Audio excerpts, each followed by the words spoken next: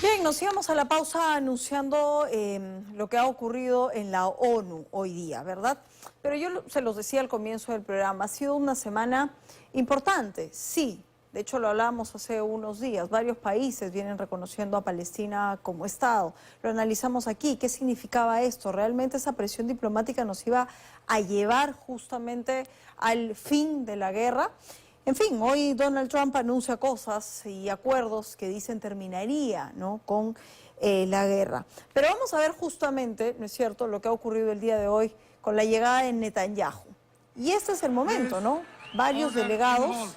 Vamos a escuchar. Please, order in the hall. Por favor, guarden orden en la sala. Varios delegados comenzaron a pararse de la sala ante la presencia de Netanyahu, que iba a dar su discurso, ¿no es cierto? Y esto fue aplaudido por casi toda la sala. Vamos a hablar de eso y de lo que está ocurriendo alrededor y de cómo caminamos en esto con unas cifras que son realmente espantosas. Está con nosotros Farid Kahat, internacionalista, a quien le agradecemos por estar esta noche con nosotros. Farid, ¿cómo te va? Bien, gracias. Pongamos en contexto y retomemos un poco lo que digo en la antesala, ¿no? ¿Es suficiente que los países se sigan plegando en el reconocimiento de Palestina como Estado? ¿Es suficiente lo que ha ocurrido hoy con Netanyahu? Es necesario, pero ni por asomo suficiente. O sea, hay ya 6 informes de organizaciones independientes que califican, incluyendo una comisión nombrada por la propia ONU, que califican a lo que pasa en Gaza de genocidio. Si hay un genocidio en curso, la prioridad, aunque sea necesario hacerlo, no es el reconocimiento del Estado palestino, sino poner fin a la muerte por hambre y violencia de la población gazatí. Y ahí es donde no hay avances. Ahora, ¿cuál es el punto de inflexión más allá de los gestos que sí son necesarios pero no suficientes? Se lo comentaba aquí a Linterna, ¿no? El anuncio de Trump diciendo que ya tiene todo un plan para terminar con la guerra en Gaza. Bueno, sería su tercer plan. El primero era ganar el Premio Nobel de la Paz, llevando la paz a Gaza. El segundo era convertir en Gaza en un resort mediterráneo para sus negocios particulares, presumiblemente. Ahora ha retomado la idea de un plan de paz. Ahora, el punto es que un plan de paz pasa por un cese al fuego inicial. Ya ha habido un acuerdo de cese al fuego que Netanyahu rompió en marzo, y cuando estaba por negociarse un segundo acuerdo de cese al fuego este año, Netanyahu atacó a los negociadores de la otra parte en Qatar. Entonces, lo primero sería ver si Estados Unidos va a persuadir a Netanyahu de que dé una oportunidad a un cese al fuego que lleve a un tipo de solución que no implique la continuidad de la ocupación israelí de Gaza. ¿Cuán factible es eso? Con Netanyahu en el gobierno, poco factible, no solo por él, sino porque además su gobierno se sostiene por una coalición muy a su derecha, que lo sostiene a condición de que expulse a la población gazatí, lo han dicho explícitamente, y vuelva a ocupar Gaza para recolonizarla. Y claro, si Netanyahu pierde el cargo, tiene acusaciones de corrupción por las que tiene que responder, podría terminar preso. Y seguimos en esta discusión circular en donde nada parece suficiente. Y el tiempo va pasando y el número de víctimas sigue en aumento. Sí, a ver, lo único que me hace pensar que esta vez tal vez vaya en serio la propuesta de Trump es que la ha formulado luego de que un grupo de países árabes y musulmanes le pidieran que tomara acción debido a que los ataques israelíes estaban fuera de control. Había atacado 7 países de la región, en algunos casos sin provocación alguna, incluyendo aliados de Estados Unidos como Qatar, que alberga la base militar norteamericana más grande de Oriente Medio. Quiero repasar contigo las cifras. De hecho, el Comercio hizo un informe el fin de semana, ¿no? Son cifras demoledoras que va dejando la guerra en Gaza. No actualizadas porque ya pasaron algunos días, pero muertos 66.722, heridos 165.697 palestinos. Y en fin, están también clasificados por grupos, ¿no? Por mujeres, hombres, ancianos, niños, son 18.430 niños, ¿no? Y claro, tú dices, hoy toma otro sentido el intento, pero frente a esto... Bueno, Netanyahu está requisitoriado por crímenes de guerra y de lesa humanidad, entre otros el crimen de usar el hambre como arma de guerra por la Corte Penal Internacional, y el Estado de Israel está acusado de genocidio ante la Corte Internacional de Justicia. El problema es que ninguna de esas iniciativas va a prosperar antes de que se consume lo que sea que termine ocurriendo en Gaza. Y las potencias occidentales podrían, además de reconocer el Estado palestino, dejar de venderle a Israel el tipo de armas que usa en Gaza o aplicar sanciones económicas, pero al día de hoy la Unión Europea como conjunto no ha podido aplicar ninguna sanción contra Israel, mientras ya lleva 18 rondas de sanciones contra Rusia. Importa el nombre que le damos a las cosas, sin duda. Y vuelvo a Trump. ¿Cómo crees que Trump califica lo que está ocurriendo? Nunca ha hecho referencia al sufrimiento de los civiles palestinos. Cuando habla del tema, solo habla de la liberación de los rehenes y el fin de la guerra. Del sufrimiento de los civiles palestinos nunca habla de manera directa.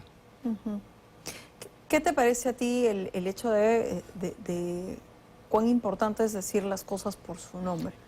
Es fundamental, ¿no? Primero, la evidencia es concluyente.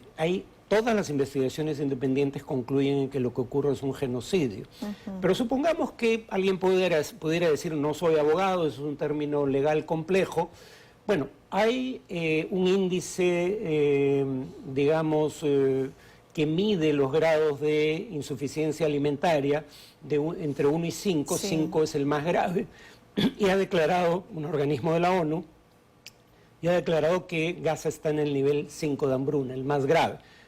Y lo que es increíble es que no podamos coincidir en que matar niños de hambre está mal, porque incluso eso es cuestionado por los defensores del gobierno israelí.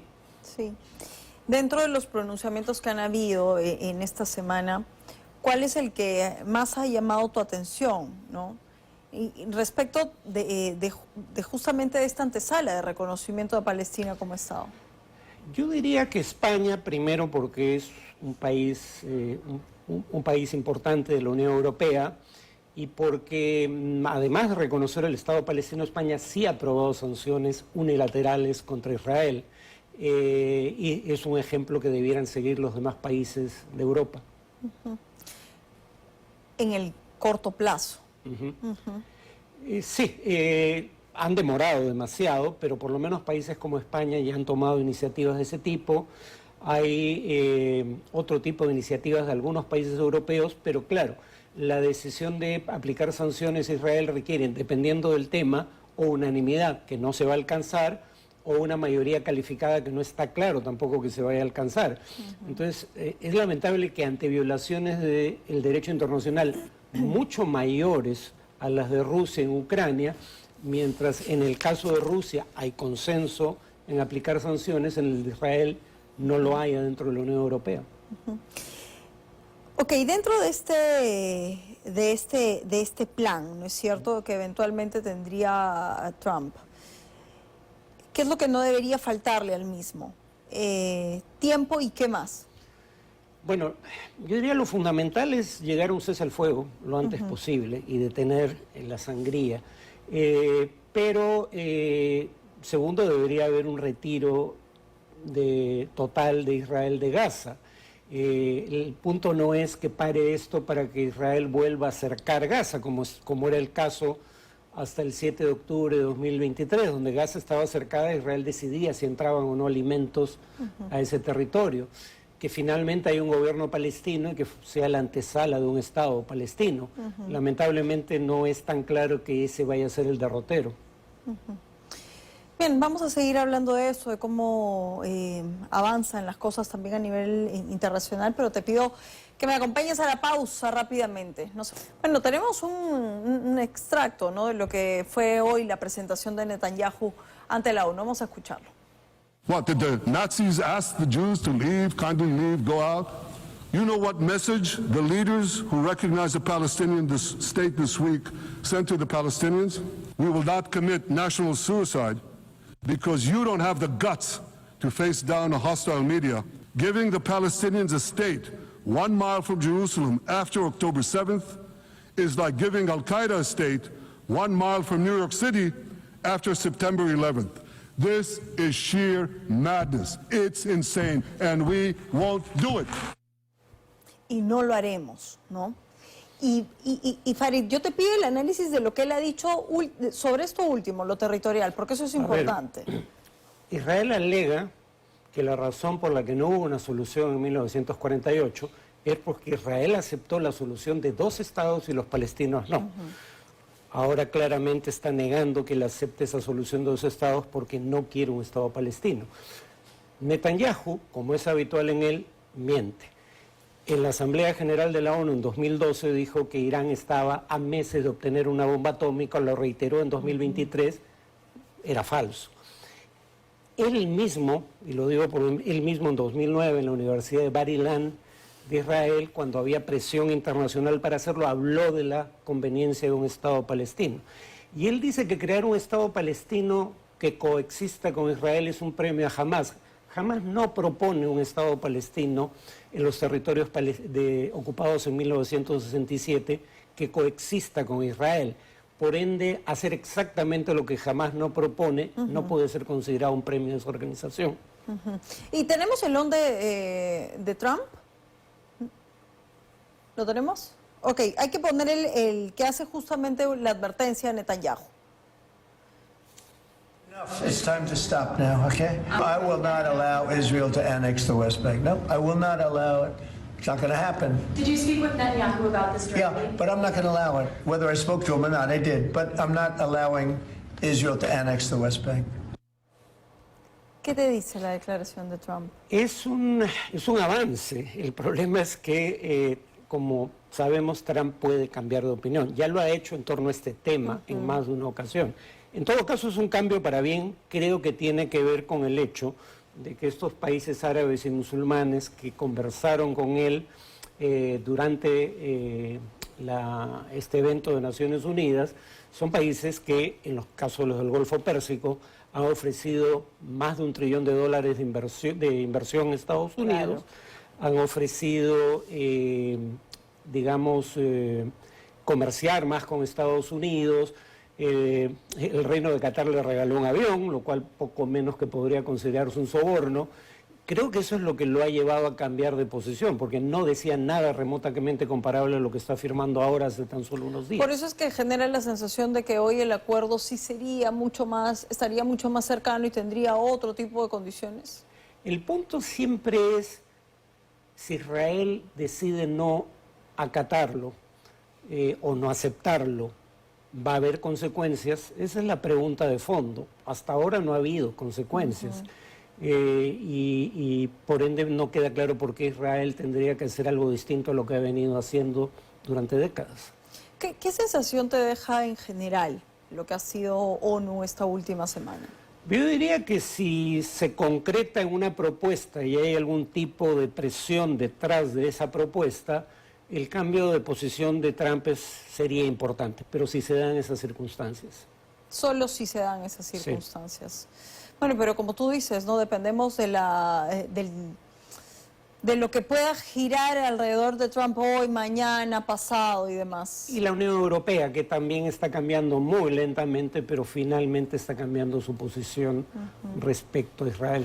Bueno, son tiempos en que uno tiene que repensar cosas.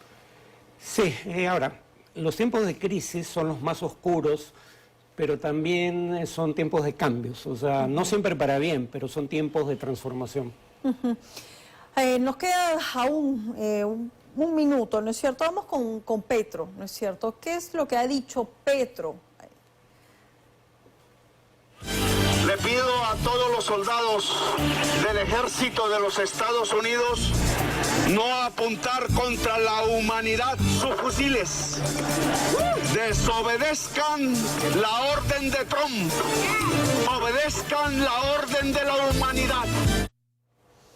Bueno, ¿Qué ha dicho el Departamento de Estado, no es cierto, americano? Lo tenemos ahí respecto de su visa. Sí, hoy temprano el presidente Petro se paró en una calle en Nueva York e instó a los soldados estadounidenses a desobedecer las órdenes e incitar a la violencia. Revocaremos la visa de Petro debido a sus acciones imprudentes o incendiarias. A ver, esto claramente viola el principio de no injerencia en asuntos internos de otros estados, como lo viola Trump cuando aplica sanciones a Brasil por una decisión que no es del gobierno de Brasil, sino del Poder Judicial, que es independiente, contra Bolsonaro. En general habría que respetar ese principio, tanto Petro como Trump y cualquier otro gobernante. El mundo, Farid, el mundo. A veces me pregunto por qué me dediqué a esto. Te agradezco por haber estado con nosotros cerrando la semana, una semana